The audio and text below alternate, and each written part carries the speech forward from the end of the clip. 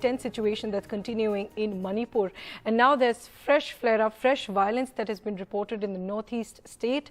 And now the Manipur government has issued a shoot-at-sight order empowering district magistrates and other officials to issue shoot-at-sight orders in extreme cases whereby all forms of persuasion, warning, reasonable force, etc.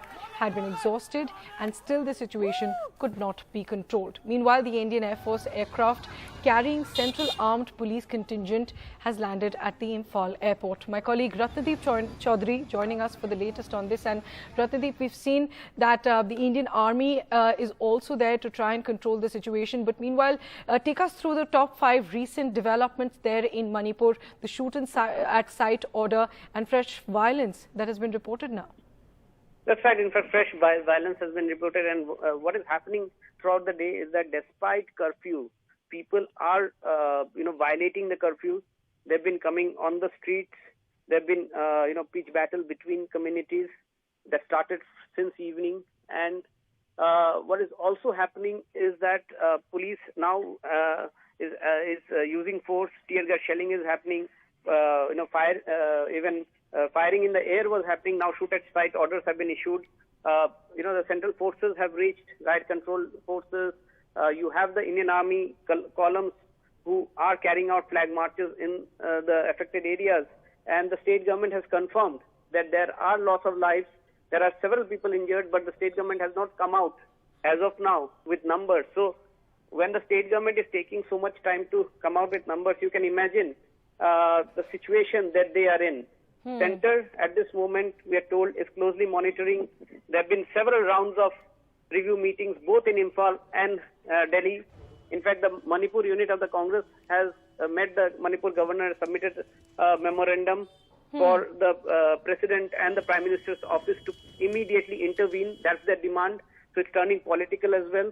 So overall, the situation remains very grim, extremely tense, and overnight, although there was some control over the situation, yet it seems that in different places, people from different communities are trying to violate the curfew.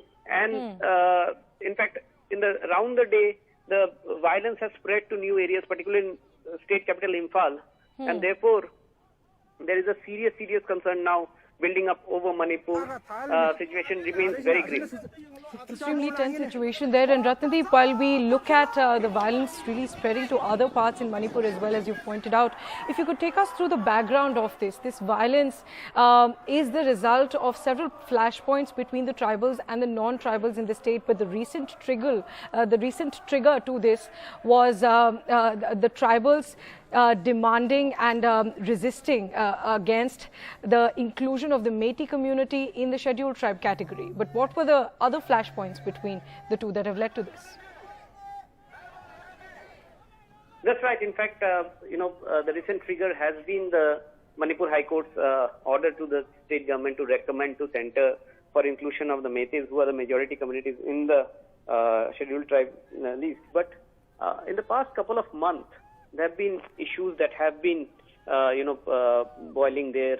The tribal groups objecting to the state government survey of the forest areas, where the state government has evicted a few villages, claiming that these are forest land and new villages have come up. The state government says that it is trying to protect the environment, forest, which is its mandate.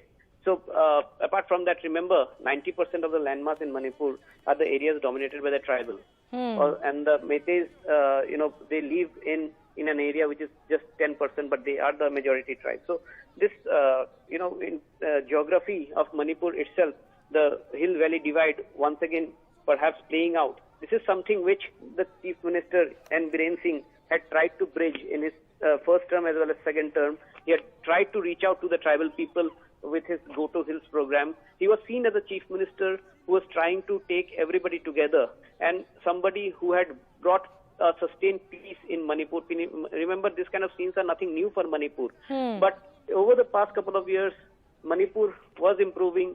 There were, major national events happening in Manipur. There was sense of peace.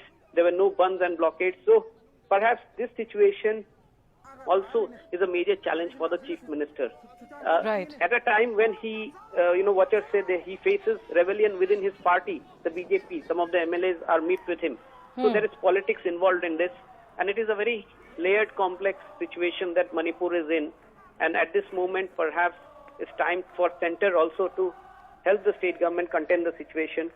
Shoot-at-sight orders have been issued now because the situation, despite Indian Army being called in, despite Assam Rifles and the central forces helping the state forces, still the situation remains quite grim. And although the government says that it is under control, but we have reports of people violating curfew. We have visuals of fresh arson in Imphal. So therefore, the situation at this moment remains extremely, extremely grim.